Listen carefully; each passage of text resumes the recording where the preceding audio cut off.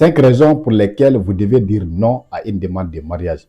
Oui, lorsque les 5 points-là ne sont pas réunis, lorsque ces 5 choses ne sont pas dans un couple, il faut dire non à cette demande de mariage, même si vous aimez la personne. Mais avant de commencer, je vais d'abord me présenter à vous. Je suis Sangara Baloyole pour ceux qui ne me connaissent pas. Je suis un écrivain et auteur de 2 livres. Bienvenue à toutes et à tous. Bienvenue à l'école de la vraie vie où chaque expérience est une leçon, chaque jour une opportunité d'apprendre et de grandir. Et surtout, chaque échec un tremplin vers le succès. Encore une fois de plus, bienvenue à toutes et à tous. Aujourd'hui, on va parler de 5 choses très importantes, très élémentaires, mais très importantes, parce que beaucoup de personnes ne les prennent pas en compte avant de se décider de se marier, alors que sans ces 5 éléments fondamentaux, le mariage ne peut pas durer. Premier élément, il faut savoir que le mariage ne peut pas se tenir sans l'amour, sans un sentiment sincère. C'est le principe le plus élémentaire. Il ne doit se marier que 2 personnes qui s'aiment. Vous ne devez jamais accepter une demande de mariage par pitié ou bien par redevabilité. Absolument pas. Il ne faut jamais accepter le mariage de quelqu'un parce qu'il vous a soutenu dans le passé, parce qu'il a été toujours là pour vous, parce qu'il vous a aidé lorsque personne n'était là. Donc, par redevabilité. Il ne faut jamais le faire. Il ne faut jamais accepter de vous marier avec quelqu'un par habitude, parce que vous êtes habitué à cette personne, parce que ça fait longtemps que vous êtes ensemble. Mais vous savez réellement que vous ne l'aimez pas. Mais parce que vous êtes habitué à cette personne, genre, c'est devenu comme une zone de confort pour vous, quoi. Mais réellement, vous ne l'aimez pas. Mais vous êtes juste habitué à cette personne. Donc, il ne faut jamais accepter de vous marier, ni par pitié, ni par redevabilité, ni par pression, ni par habitude.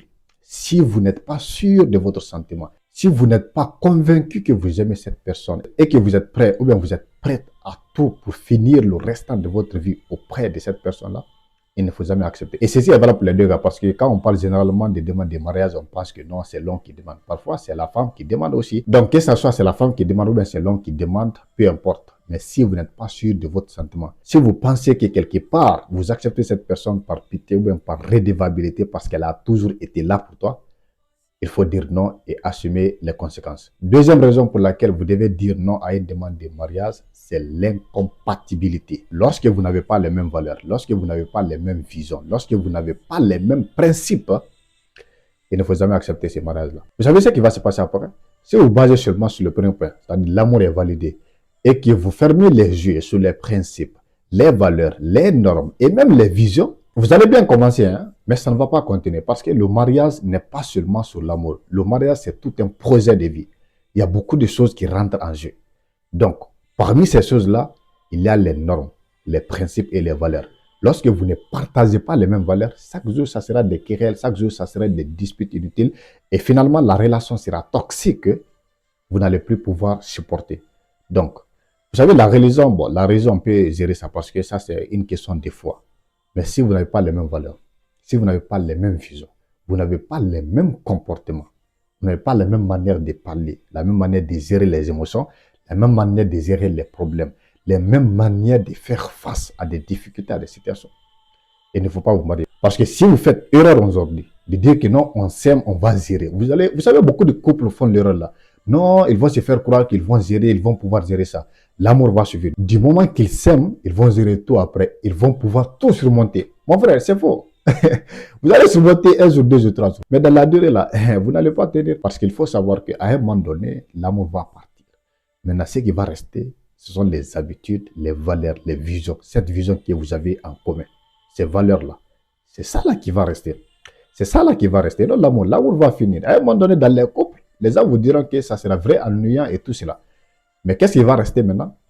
C'est le respect, c'est les valeurs, ce sont les principes. Donc, s'il n'a pas de principes, s'il n'a pas de compatibilité, il faut dire non à cette demande, même si vous aimez la personne, même si vous aimez ce monsieur ou bien même si vous aimez cette madame.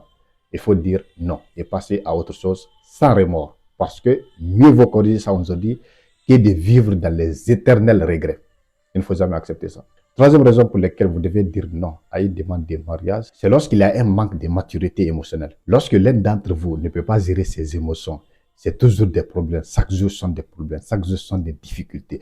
Chaque jour, ce sont des plaintes. Chaque jour, ce sont des querelles. Chaque jour, on agit sur coup d'émotion, on dit de n'importe quoi, on fait de n'importe quoi. Les mauvais mots sortent de la bouche, après, on le regrette après. Lorsque vous êtes face à une telle personne qui n'a pas de maturité, c'est mieux de dire non aujourd'hui, sinon vous allez vivre dans une vie toxique et invivable. Croyez-moi que vous allez finir par divorcer. Donc, il faut avoir quelqu'un avec qui vous pouvez parler. Lorsqu'il a des problèmes, vous pouvez vous asseoir comme des adultes pour gérer le problème dans le calme et dans le respect absolu. Mais lorsqu'il y a une petite chose seulement, l'autre crie, il commence à insulter les parents, ou bien il commence à dire des mots, toi t'es comme ça, blablabla. Bla bla. Il commence à sortir des gros mots. Tous les voisins sont au courant de ce qui se passe dans votre couple.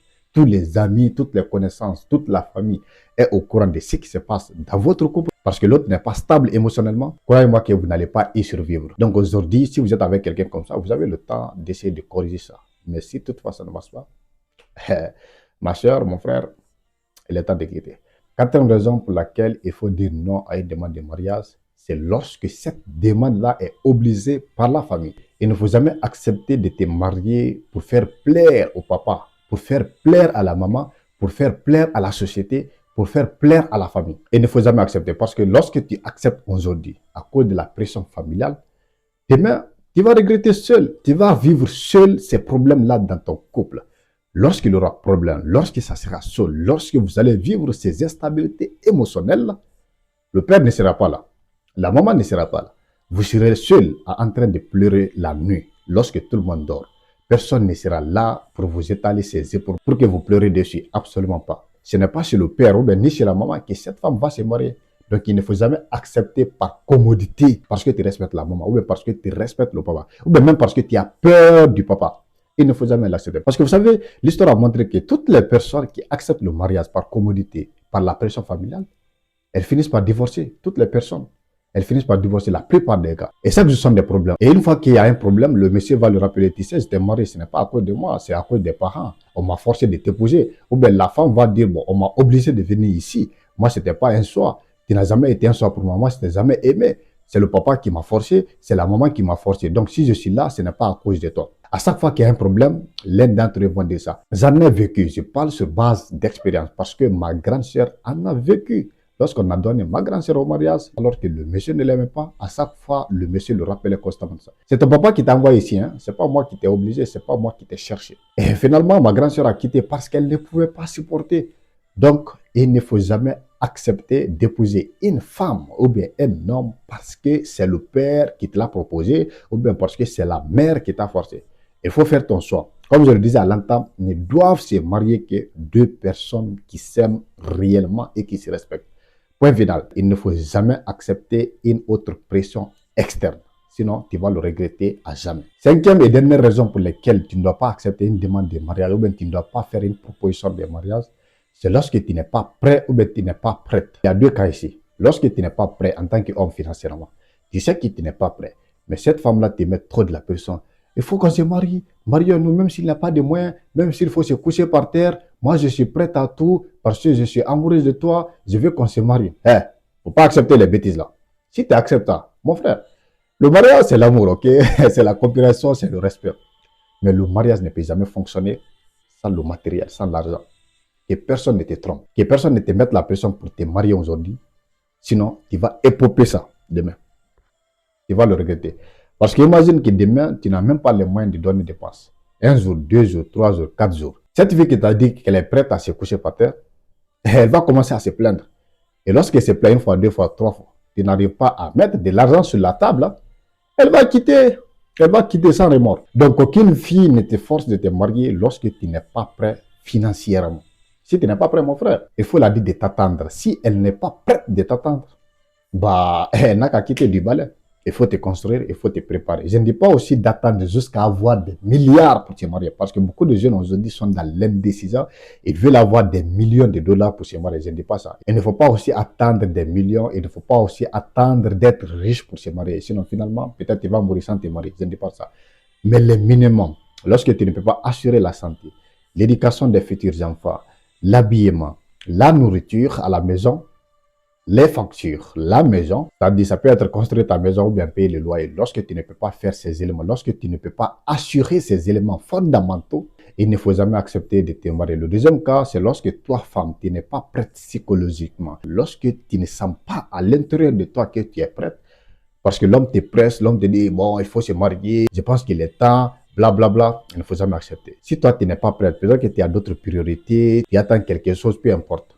Mais lorsque, au fond de toi, tu ne te sens pas prête, il faut dire à l'homme d'attendre. S'il ne peut pas attendre, alors qu'il part chercher ailleurs. Il ne faut jamais faire rentrer ta tête dans un foyer lorsque tu n'es pas prêt. Vous savez, le mariage, comme je le disais à l'entour, c'est quelque chose qui dépasse l'amour. C'est quelque chose qui dépasse les valeurs et beaucoup de choses. C'est une chose aussi spirituelle. Il faut être prêt psychologiquement parce que le mariage, il a des hauts et des bas. Donc, lorsque tu n'es pas prêt pour assumer toutes les responsabilités qu'incombe le mariage, il faut dire à l'homme d'attendre un peu. S'il ne veut pas attendre, alors qu'il cherche ailleurs. S'il t'aime, il va attendre. Merci infiniment les amis d'avoir suivi cette vidéo jusqu'à la fin. Si elle vous a intéressé, n'oubliez pas de me donner vos avis dans les commentaires. C'était les 5 raisons pour lesquelles vous devez refuser une demande de mariage que je voulais partager avec vous aujourd'hui. J'espère que vous êtes retrouvés dans cette vidéo et on se dit à très bientôt. Mon nom est Sangaram Baloyle, l'écrivain noir. Merci.